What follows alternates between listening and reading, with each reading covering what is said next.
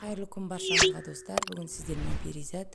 Менің YouTube каналыма тіркеліп, мына қоңырауша белгісін басуды ұмытпаңыздар.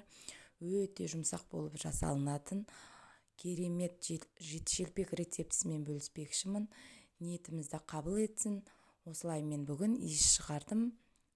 Ал бүгін уже оразаның алғашқы күні басталады. Ниеттеріміз қабыл болсын.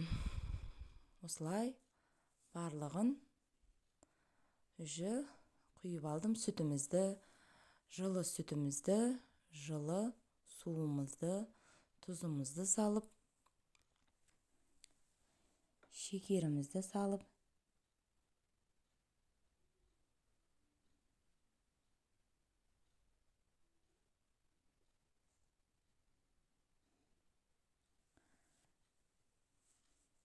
сармайымызды салып жібердім. Барлық құрамын мен описание бөлімінде қалдырамын. Сол жерден қарап, сіздер де жасап көрулеріңізді ұсынамын. Өте жұмсақ болып шығады. Алда менің YouTube каналымда дәмді рецептілермен бөлісетін боламын.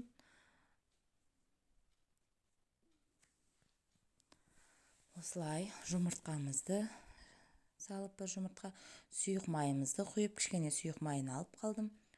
Қазір қамыр илегенде қажет деп осылай араластырып, ұнымызды міндетті түрде електен өткізіп дайындап қоямыз. Осылай барлығын ұнымызды салып, ашытқымызды салып,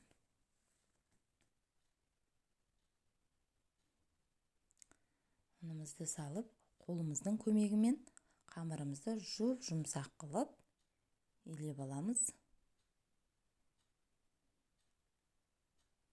Осылай барлығын ұнымызды салып, қамырымызды жұмсақ қылып илейміз. Ал үстіне кішкене сұйық майымызды құйып, қамырымызды жылтыр болғанша үйін қандырамыз.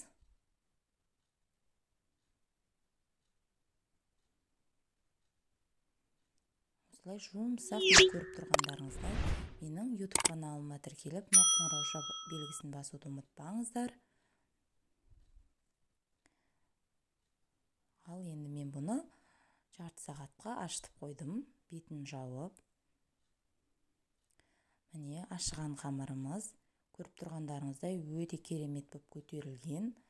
Осылай ұнымызды себіп, 7 бөлікке бөліп аламыз.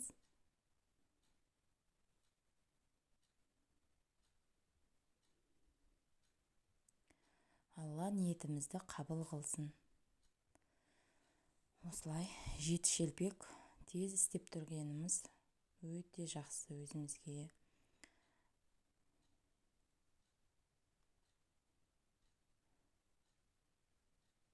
Осылай 7 бөлікке бөліп, ал енді домалақ қылып формаға қойып кете беремін қамырымды. Барлығын бірдей қылып, бірдей бөлікке бөліп алдым.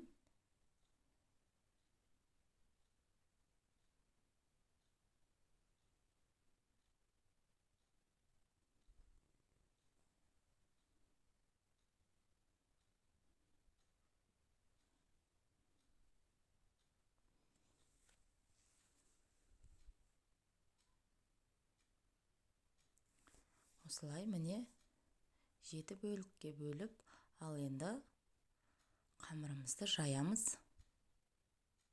Топ-домалақ қылып.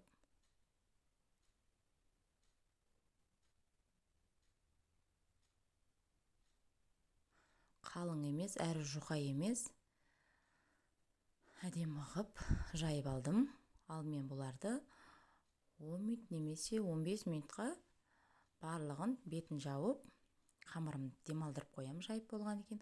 Осылай белканың көмегімен ортасын бәрін ұрып алдым. Ол қазір піскен кезінде көпсіп кетпеу үшін.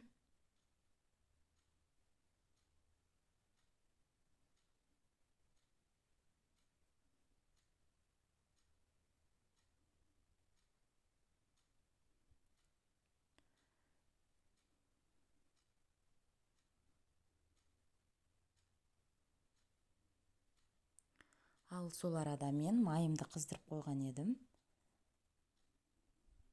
Қамырымды жайып атқан кезінде майды жай ақырын қойып қойған едім. Майым қызып қалыпты. Ал енді жақсылап пісіріп алам, қызартып.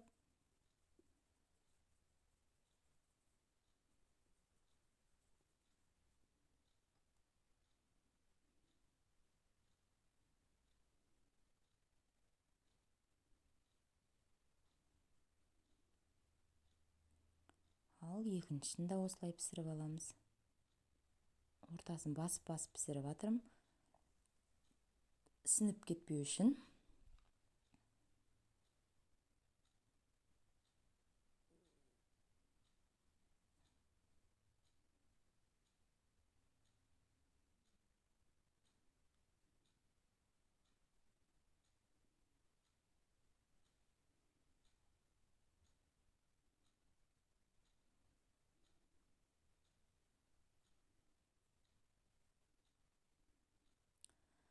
Осылай барлығын бір келкетіп, 7 шелпегімізді пісіріп аламыз.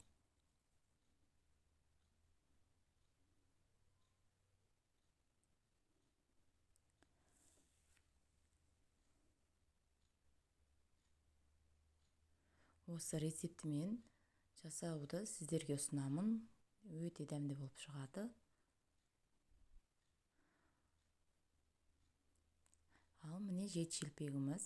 Назарларыңызға рахмет. Сіздермен болған Перизат.